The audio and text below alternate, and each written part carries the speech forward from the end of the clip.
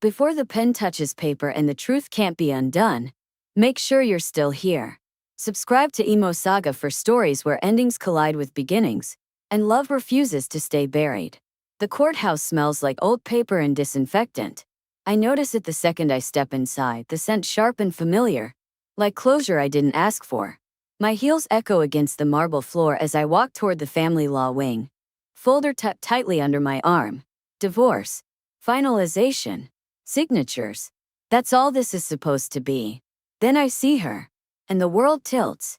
She's standing near the benches outside courtroom 4B, one hand resting unconsciously on her stomach. Her very pregnant stomach.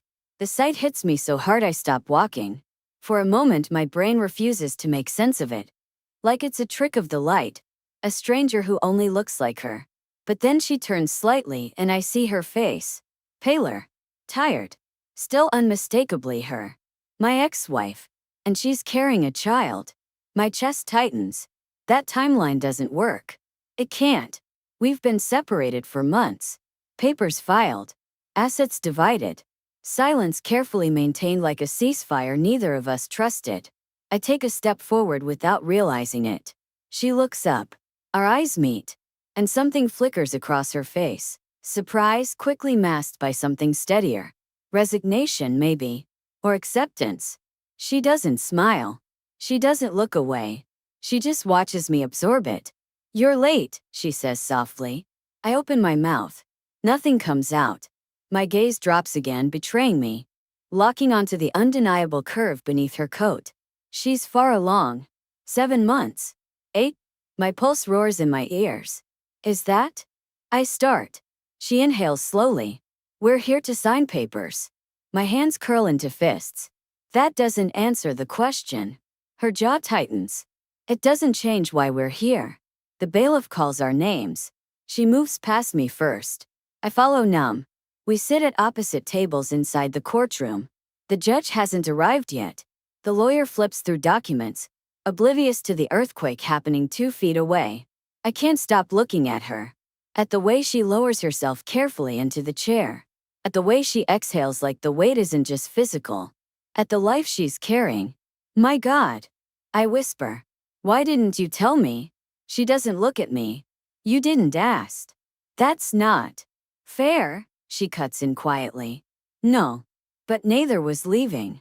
That lands harder than any accusation. I lean forward, lowering my voice. Is it mine? She closes her eyes. For one awful second, I think she won't answer. Then, yes. The word is quiet. Final. My heart stutters. You're sure? She finally looks at me then. Eyes sharp despite the exhaustion etched into her face. There was no one else, she says. Not then. Not after. The room feels too small. Too bright. Why keep this from me? I ask. Her laugh is hollow. You were very clear you wanted out. The judge enters. We stand. Seat. Proceed. The words blur together. Irreconcilable differences. Legal dissolution. No contest. I sign where indicated, my hand shaking. She signs after me. Our marriage ends with ink. Our child remains unspoken. Outside the courtroom, the hallway feels colder. She gathers her coat, slow and deliberate. Wait, I say. She pauses but doesn't turn. You were going to let me sign away my marriage without knowing I was about to be a father? Yes, she says quietly. Because you already signed away everything else. I swallow. That's not true. It felt true, she replies. I step closer. Talk to me, I say. Please. She hesitates, then nods once. We sit on a bench near the window, sunlight slanting across the floor. She shifts carefully, adjusting her posture. How long? I ask. 8 months. And you didn't think? I thought a lot, she interrupts. Mostly about whether you'd want to know out of obligation instead of choice.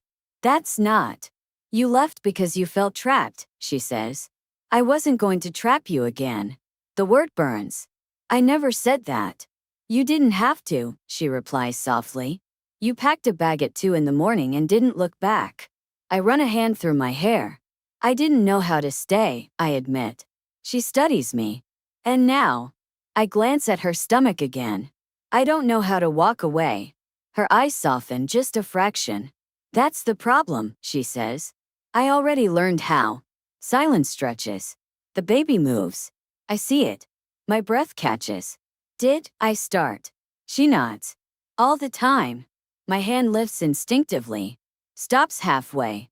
May I? I ask. She hesitates. Then nods. I rest my palm gently against her stomach. Warm. Alive. Real. Something inside me cracks open. I didn't want to hate you, she says quietly. But I couldn't forgive you either. I didn't know how much damage I did. I admit. You didn't stay long enough to see it. I look at her. Really look. And for the first time since we separated, I understand something terrifying. This isn't about a divorce anymore. It's about whether we're capable of facing what we broke. Together. She stands slowly. I have an appointment, she says. Can I come? I ask. She shakes her head. Not today. But this wasn't supposed to happen like this, she adds. I need time. So do you. I nod reluctantly. She starts to walk away, then stops. You should know, she says without turning. He kicks hardest when he hears your voice. My chest tightens. She leaves. And I'm left in the courthouse hallway, divorce finalized. And a future I never saw coming waiting for me to decide whether I deserve it. The courthouse doors close behind her with a soft, final sound. I stay where I am for a long moment, staring at the space she occupied seconds ago. The bench is still warm. The air still carries her scent. Clean, familiar. Something that makes my chest ache. He kicks hardest when he hears your voice. The words replay until they stop feeling like language and start feeling like a verdict. I don't follow her. Not because I don't want to, but because she asked for time. And because for the first time in a long time, I understand that forcing my way into something fragile will only break it further. So I go home. That night I don't sleep. I sit at the kitchen table where we used to eat dinner. The chair across from me still slightly pulled out like she might return any second. The divorce papers sit unopened in my bag. I don't need to read them to know what they say. We're no longer married. But that child didn't disappear when the judge signed. I replay the night I left. 2 a.m. A backpack too fast. Words swallowed because I didn't trust myself to say them without shaking. I told myself I was doing her a favor, that she deserved someone more certain. What I didn't admit was that I was afraid. Afraid of failing her. Afraid of becoming my father. Afraid that one day she'd look at me and realize she'd chosen wrong. So I left first. And she paid for it. 3 days pass before I call her. I hang up twice before it connects. Hello, she says. Her voice is guarded but not cold. It's me, I say. I know. Silence. Then, I wondered how long it would take. I didn't want to rush you. A soft exhale. I'm glad you didn't.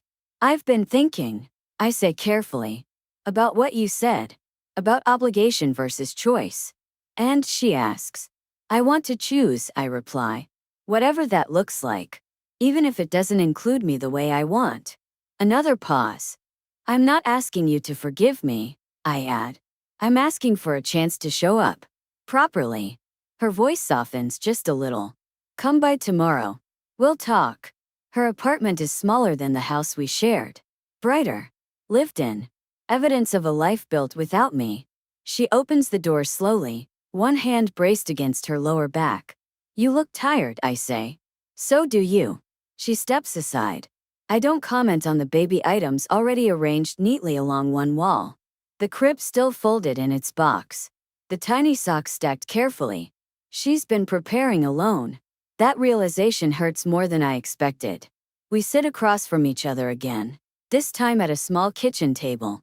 Before you say anything, she begins, you need to understand something. I nod. I'm Lysimin. I didn't tell you because I couldn't survive you leaving twice, she says. Not emotionally. Not while pregnant. My throat tightens. I wouldn't have. You already did, she replies gently. That doesn't make you a villain, but it does make trust complicated. I know, I say. And I won't pretend I deserve it. She watches me closely. So what do you want? She asks. I don't hesitate. To be present, I say. To go to appointments. To learn. to support you without trying to control anything. And if you decide you never want us again, I swallow. I still want to be his father. Her eyes glisten. You don't get to disappear when it's hard, she says. I won't, I promise. Even if you push me away. She studies my face for a long moment. Then she nods once. All right, she says. We start there. The first appointment I attend feels unreal. Sitting beside her in a doctor's office, watching a screen flicker with a tiny heartbeat I should have known about months ago. That's him, the doctor says casually. Him. I grip the edge of the chair. She notices. Doesn't comment. But when the appointment ends, she lets me walk her to the car. Progress.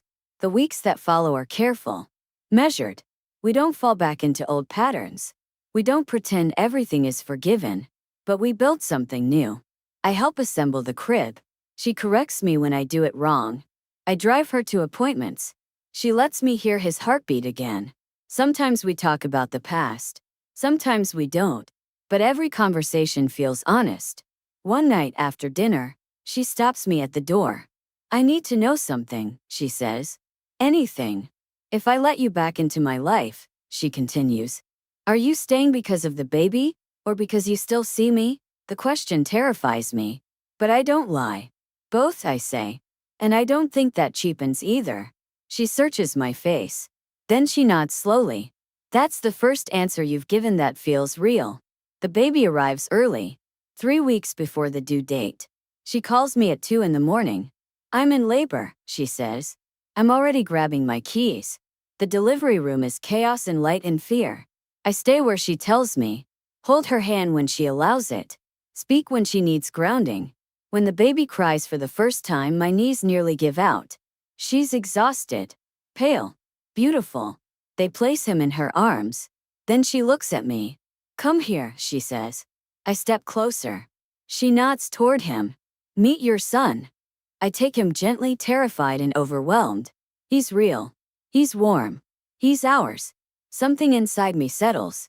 Later, when the room is quiet and he's sleeping between us, she speaks. I don't know what happens next, she says.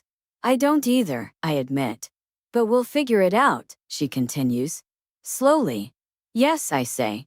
She looks at me. And this time, she adds, you don't get to run. I meet her gaze. I don't want to, I say. She believes me. I can tell. Months later, the divorce papers sit in a drawer we never open. We're not remarried. We don't rush labels. But we're a family. Built honestly. Earned painfully. And chosen every day. Sometimes endings hide beginnings. Sometimes the truth arrives too late to prevent damage, but just in time to build something stronger. And sometimes the moment you think everything is over is when your life finally begins.